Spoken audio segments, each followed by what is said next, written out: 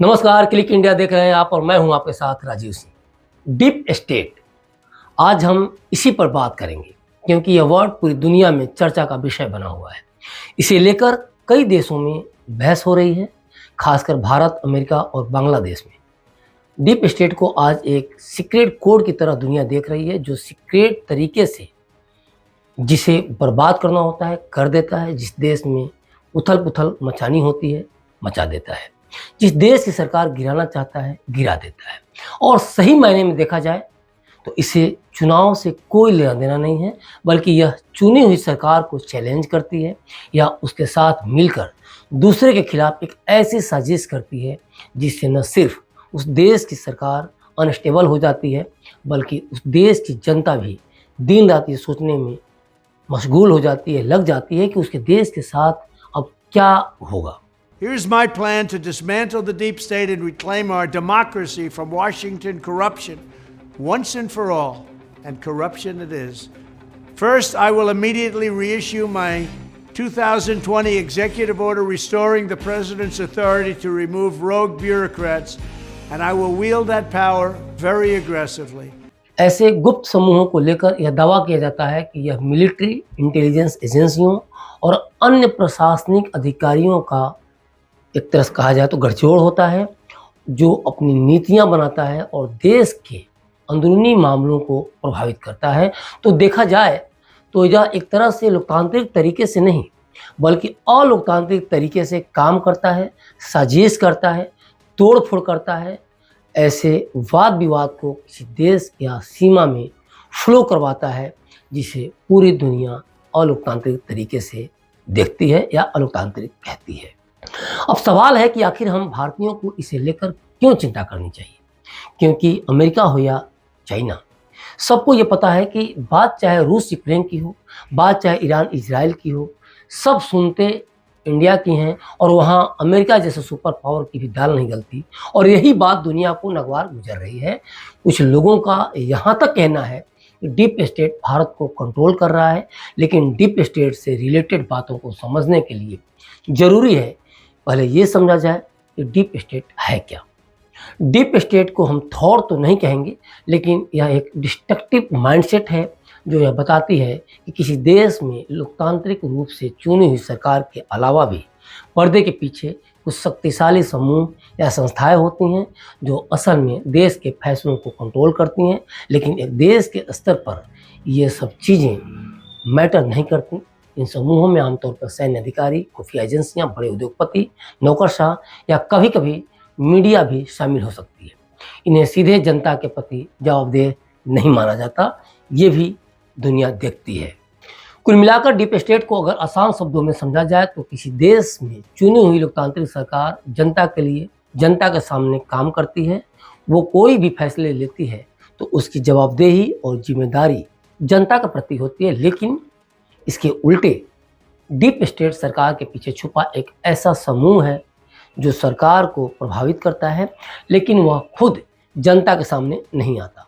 उदाहरण के लिए, अगर सरकार कुछ नीतियां लागू करना चाहती है, लेकिन कोई गुप्त शक्ति जैसे कि खुफिया एजेंसी या ताकतवर लोग इसे अपने हितों के खिलाफ मांगकर रोक देते हैं, तो इसे डीप स्टेट की कहा जाए तो एक्शन इसको कहा जा सकता है। अब कई बार यह भी सुनने को मिला है कि डीप स्टेट का भारत में भी जबरदस्त प्रभाव है। यहाँ तक कहा जाता है कि विभिन्न आंदोलनों जैसे कि किसान आंदोलन की बात करें या आरक्षण के लिए जो आंदोलन हुआ उसकी बात करें, तो यहाँ तक कहा गया कि इस तरह के आंदोलन विदेशों से संचालित होते हैं और इनकी मदद से भारत में राजनीतिक अस्थिरता पैदा करने का प्रयास किया जाता है। बातें यहाँ तक उठी, देश के कुछ लोगों द्वारा विदेशी गुप्त शक्तियों के सहयोग से मोदी सरकार के तख्तापलट के लिए भी ऐसा किया गया, जिसमें अमेरिकी उद्योगपति जॉर्ज सोरोस और पन्नू जैसे कुछ कट्टरपंथियों के नाम भी सामने आए। और कहा जाता तो यहाँ तक है कि ये लगातार तख्तापलट के प्रयास अभी भी जारी है मोदी सरकार को लेकर। हाल में जो अडानी को लेकर विवाद हुआ, तो उसको लेकर भी कई जानकार डीप स्टेट की उसको लेकर साजिश मानते हैं। उनका कहना है कि अडानी समूह के खिलाफ उठाए गए आरोपों का मकसद भारतीय संस्थाओं और कारोबारियों में जनता का विश्वास कमजोर करना है, ताकि भारत की राजनीतिक स्थिरता को प्रभावित किया जा सके, अनस्टेबल किया जा सके यहाँ की सरकार को।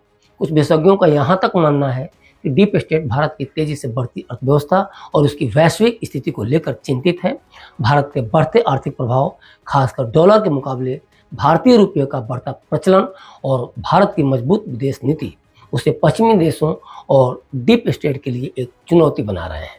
डीप स्टेट को लेकर भारत में राजनीतिक पार्टी या नेताओं की बात करें तो याद कीजिए कैसे कांग्रेस नेता राहुल गांधी ने भी डीप स्टेट का मुद्दा उठाया था और कहा था कि भारत में लोकतंत्र को कमजोर करने की कोशिश की जा रही है।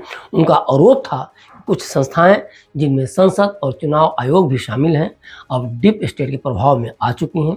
हालांकि भारतीय सरकार और कारोबारी जगत डीप स्टेट के प्रभाव से चिंतित हैं, लेकिन इस पर पुख्ता सबूत सामने नहीं आया। कह सकते हैं कि इसको लेकर कुछ खास प्रमाण हमारे सामने अभी नहीं आ पाए हैं। What I see is going on is a systematic attack on the institutions that allow India to speak. Right? Parliament, the election system, the democratic system, the basic structure of democracy is being captured by one organization. And as the conversation is being stamped out, the deep state is entering those spaces and redefining the way that conversation is held. और बात सिर्फ भारत की ही नहीं है। आपको याद होगा इसी साल 13 जुलाई को ट्रंप जब पेंसिल्वेनिया में एक चुनावी रैली को संबोधित कर रहे थे तो उन पर गोली चली थी जो उनके कान को छूते हुए निकल गई थी। उस समय भी डीप स्टेट का नाम चर्चा में आया था। इस हमले के बाद सोशल मीडिया पर कई कॉन्स्पिरेसी थ्योरी सामने आई, जिनमें से एक थी कि इस हमले के पीछे डीप स्टेट था। इस विचारधारा के अनुसार ट्रंप के खिलाफ कार्य करने वाले प्रशासनिक अधिकारी या गुप्त समूहों का एक नेटवर्क था जो उनकी नीतियों को लागू नहीं होने देना चाहता था। ट्रंप और उनके समर्थकों ने यह आरोप लगाया था कि प्रशासनिक अधिकारी उनकी योजनाओं को रोकने के लिए काम कर रहे थे। हाल ही में बांग्लादेश में हुए तख्तापलट के बाद भी डीप स्टेट के कनेक्शन की चर्चा की गई।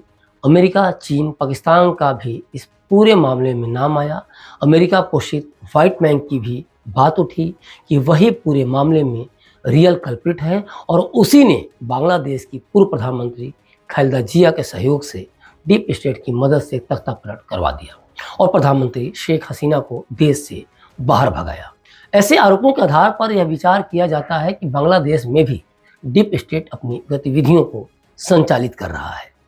कहा तो यहाँ तक गया कि वियतनाम युद्ध के दौरान मीडिया द्वारा पब्लिश्ड दस्तावेजों से यह पता चला कि अमेरिकी सरकार जानबूझकर युद्ध को लंबा खींच रही है ताकि रक्षा ठेकेदारों को फायदा हो सके। इसे भी डीप स्टेट के कारनामों से जोड़कर देखा गया। तो हमने भारत में आंदोलनों के पीछे डीप स्टेट की बात की, अमेरिका, बांग्लादेश और वियतनाम की बात की, लेकिन बावजूद इन सब के ये सवाल बड़ा है कि क्या डीप स्टेट वाकई मौजूद है। डीप स्टेट की थ्योरी में विश्वास रखने वाले लोग कहते हैं कि यह लोकतांत्रिक व्यवस्था के अंदर एक सीक्रेट स्टेट है जो अपनी नीतियों को लागू करता है और सरकार की स्वतंत्रता को चुनौती देता है। अमेरिकी राजनीति में भी इसे लेकर बहस हो चुकी है। कुछ लोग मानते हैं कि डीप स्टेट जैसा कुछ नहीं है और मिलिट्री, इंटेलिजेंस और ब्यूरोक्रेसी के लोग संविधान और कानून के दायरे में काम करते हैं। वहीं ट्रंप जैसे नेताओं ने आरोप लगाया था कि इन संस्थाओं के लोग उनकी सरकार को कमजोर करने के लिए काम कर रहे हैं। लेकिन बात चाहे कुछ भी हो, डीप स्टेट की धारणा को सिरे से खारिज भी नहीं किया जा सकता, क्योंकि डीप स्टेट को सबसे पहले तुर्की में प्रयोग किया गया था और इसकी पहचान एक सीक्रेट पावर के रूप में की गई थी। उस समय भी यह बात चर्चा में थी। यह सरकार के बिना चुने हुए अधिकारी और एजेंट्स के द्वारा नियंत्रित या फिर कह सकते हैं कंट्रोल किया जाता है और उसी के बाद से यह विचारधारा या थॉट पूरी दुनिया में फैल गई। देखा जाए तो डीप स्टेट का असली उद्देश्य राजनीतिक स्थिरता को चुनौती देना है और सत्ता के समानांतर एक प्रभावशाली नेटवर्क बनाना है। हालांकि इसके बारे में तमाम साजिशों की बात की जाती है, लेकिन अभी तक इस पर कोई ठोस प्रमाण सामने नहीं आया है। फिर भी इसकी सक्रियता को लेकर कई राजनीतिक विश्लेषक और संस्थाएं सतर्क हैं, खासकर जब बात भारत जैसी तेजी से उभरती अर्थव्यवस्था की होती है तो यह बात और भी ज़्यादा सामने आती है और भी ज़्यादा सिरे से इसको खारिज करना बड़ा मुश्किल हो जाता है। बहरहाल डीप स्टेट को लेकर भारत को लेकर क्या कॉन्स्पिरेसी है, क्या सच में मोदी सरकार की तख्ता पलट की कुछ ऐसी साजिश की जा रही है, डीप स्टेट की बातें कितनी सही हैं, आप हमें कमेंट बॉक्स में कमेंट कर जरूर बताएं और बने रहें क्लिक इंडिया के साथ। शुक्रिया।